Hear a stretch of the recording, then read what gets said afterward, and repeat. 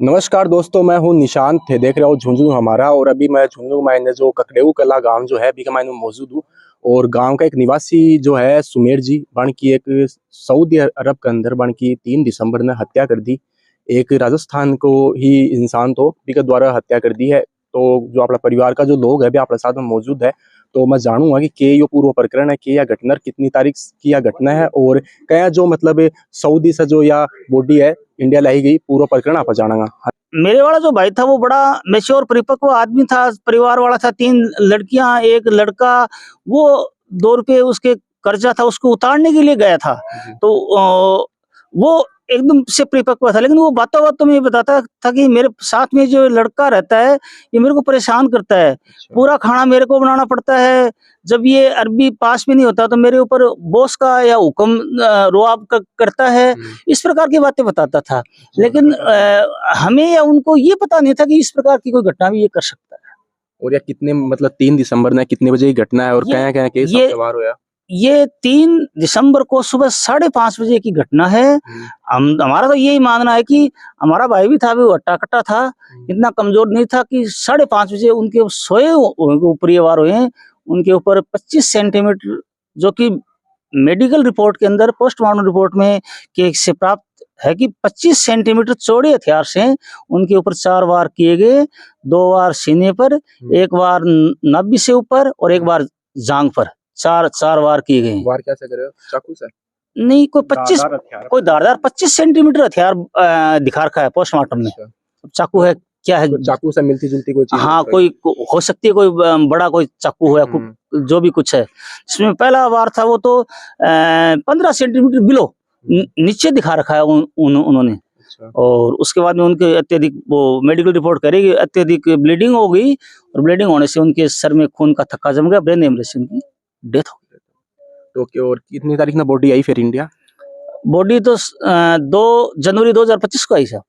2 जनवरी 2025 को, मतलब करीब 1 महीना लागू। हाँ, एक महीना लग गया। इस 1 महीने में हम कितनी बार मरे हैं ये तो हम जानते हैं।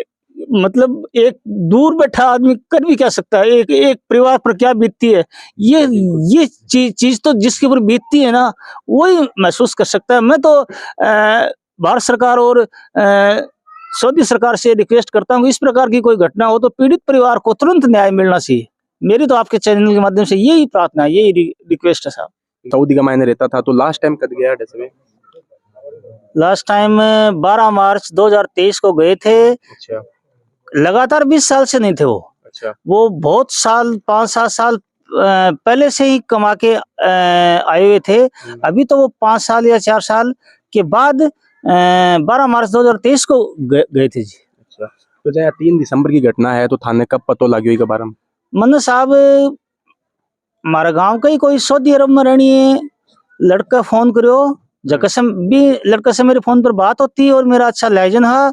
और सुमेर भी साहब खूब बात करतो। अच्छा।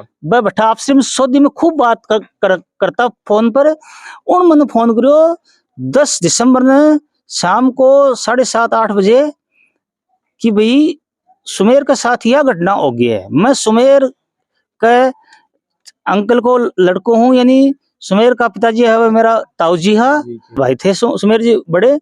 तो 10 तारीख को तो रात को हम कुछ कर नहीं पाए। ठीक है। और फिर ये इस प्रकार की जो विदेशों में घटना हो जाती है तो घर परिवार में भी हम किसी को कुछ बता नहीं सकते, कुछ शेयर नहीं कर सकते।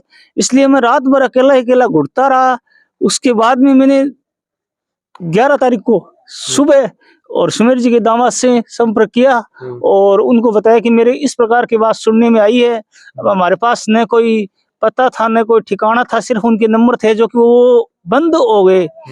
उसके बाद में हमने कहीं से उस एजेंट के नंबर कबाड़े ढूंढे कि भाई वो नंबर हमें मिल जाए तो हम उससे संपर्क करें कि वो कहाँ गया था, कहाँ नहीं था। फिर हमें उस एजेंट के नंबर किकन काम कर रहे हैं कि काम कर रहे हैं नहीं, ऐसा हमें कुछ पता नहीं था। किसके फोन बात उठाने बताया को नहीं कि मैं इकन काम करूं, यो काम करूं? नहीं, ये तो वो फोन पे बात पे बताते थे कि हम खेतों में काम करते हैं, उनके ढोर डंगर चराते हैं, बागवानी करते हैं। लेकिन वो जो अरबी था उसका नाम वगैरह, कोई गांव, कोई एड्रेस, कोई पता कुछ भी नहीं बताया उन्होंने। फिर हमने अपने स्तर पर उस एजेंट से संपर्क किया, तो एजेंट ने एक बार तो हमें बोला मेरे पास तो कुछ भी नहीं है। ठीक है। उसके बाद में हमने दाएं बाएं से कोई लोगों से कांटेक्ट करवा के कि आप उसको करो, रिक्वेस्ट करो, ये करो, वो करो, ऐसे करके उसने हम फिर 12 तारीख को मैं और उनके दामाद संदीप जी सिक्कर जाने के लिए निकल पड़े। ठीक है। रास्ते में हमने झुंझुनू में आके उसको कॉल किया, तो उसने कहा कि भाई मैं आज तो जयपुर हूँ, आपको मिलूंगा नहीं, और मैं कल आके देखता हूँ।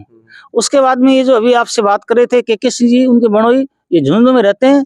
मैं और इनके दामाद इनके पास गए 12 दिसंबर को, इनको बताया कि इस प्रकार से ये घटना हो गई। उसके बाद में हमने अपने सोर्सों के, अपने संपर्क के हिसाब से वहाँ का कुछ एड्रेस निकाला कि कोई आहिल नाम का वहाँ कोई शहर या कोई गांव है, वो उनके आसपास ही था। वहाँ हमें ढूंढने पर हमारे एलसी सर के पास में न्योड़ा ग्राम पड़ता है, वहाँ के फारूक जी मिले। मैं तो आपके चैनल के माध्यम से ये कहता हूँ कि भगवान उन फारूक जी को बहुत बरकत दे और वो बहुत बहुत खुशी रहे। उन्होंने सिर्फ हमारे फोन पर बात होने के बाद उन्होंने हमें इस बॉडी को भिजवाने में इतना सहयोग किया कि हम अपने शब्दों में उस बात को व्यक्त नहीं कर सकते। उन्होंने सिर्फ एक ही बात कही कि मैं जैसा भी हूँ तैयार हूँ, और वो 500 किलोमीटर बेचारे गाड़ी लेकर के, और उन्होंने हमारा इतना सहयोग किया। और साथ में ये जनरल साहब और कैप्टन साहब इन्होंने एमएनसी के थ्रू किया, वहाँ का पूरा काम फारूक जी ने किया। तो इस कारण से हमारी बॉडी वहां तक पहुंची। उनके सुमेर जी के मालिक से हमें कोई किसी प्रकार का कोई सहयोग नहीं मिला। थाने के लगे कि बन को कायदो कुन बन होगी बा मालिक को कि बे थाने फोन करे इंडिया और थाने जानकारी दे कि बन की हत्या हो चुकी है। देखिए, जब उन्होंने अपने काम के लिए आदमी बुला लिया तो उसके गार्जियन तो वही हैं, तो उनकी तो पूरी जिम्मेदारी थी, लेकिन उन्होंने 1% भी अपनी जिम्मेदारी का निर्वहन नहीं किया और अपनी ओर से कोई सूचना हमारे पास नहीं पहुंचाई कि इस प्रकार की घटना हो गई है। और मेरा आपको ये सहयोग है। हत्या करने वाला जो इंसान थो, जो आदमी थो, वो कड़े को थो। देखिए, सऊदी अरब से जो दस्तावेज हमें प्राप्त हुए हैं उसमें ये साफ लिखा हुआ है कि उसका नाम सावरमल गोखी है। अच्छा। और वो सिक्कर जिले का रहने वाला है। अच्छा, लोसल गांव। हाँ, लोसल उसकी पंचायत में, उसके पास में कोई गांव है। तो बे दोनों साथ में काम करया करता यूं? बिल्कुल, सुमेर और वो सावरमल दोनों साथ में काम करते थे, साथ में रहते थे। अब पता नहीं उनके बीच में क्या हुआ क्या नहीं हुआ, ये तो मैं कह नहीं सकता, लेकिन मैं इतना कह सकता हूँ कि मेरा जो भाई था वो उसकी 56 साल उम्र थी और इतना सीधा, इतना सज्जन और इतना शालीन स्वभाव का व्यक्ति था कि मेरे गांव का कोई भी आदमी यदि आप अपने चैनल के थ्रू भी संपर्क करोगे तो उनके बारे में आपको बता देगा। प्रशासन से मैं तरीके गुहार है कोई मुआवजा वगैरह की? प्रशासन से तो ये गुहार है कि भाई वो कमाने के लिए गए थे, गरीब आदमी थे, मजदूरी के लिए गए थे, अब उनके साथ इस प्रकार का हादसा हो गया तो पीछे से उनके बच्चों का क्या होगा, उनकी आजीविका कैसे चलेगी। अरबी ने कोई सहयोग दिया ही नहीं, 1 रुपए का। तो भाई सैलरी में भी कौन दी है? हमें नहीं मालूम। अच्छा। इस हमारे पास कोई सैलरी, उनके पर्स में जरूर कुछ पैसे मिले थे, बाकी सैलरी दी या नहीं दी इसके बारे में हम कुछ नहीं कह सकते। लेकिन मैं तो ये प्रशासन से प्रार्थना करता हूँ, रिक्वेस्ट करता हूँ कि जो भी समुचित कोई मुआवजा या कोई क्लेम या कोई कुछ मिल सके तो प्रशासन की, सरकार की बहुत बहुत मेहरबानी होगी। और जो हत्यारों तो बिन तो बढ़ेगी सरकार गिरफ्तार कर दियो। हाँ, हाँ, ये हमारे पास जो प्राप्त दस्तावेज उनमें ये है कि वो सावरमल गोखी है, वो वहाँ की कैद में है, बड़ी कस्टडी में। हाँ, वहाँ की कस्टडी में है। 12 तारीख को ये मेरे पास आए थे, मेरे मकान के ऊपर आके बताया कि ऐसे ऐसे अपना सुमेर जी का वहाँ मर्डर हो गया है। थारी भी जो मतलब कुछ हेल्प थी, मतलब इन सऊदी से इंडिया शिफ्ट कराना के अंदर?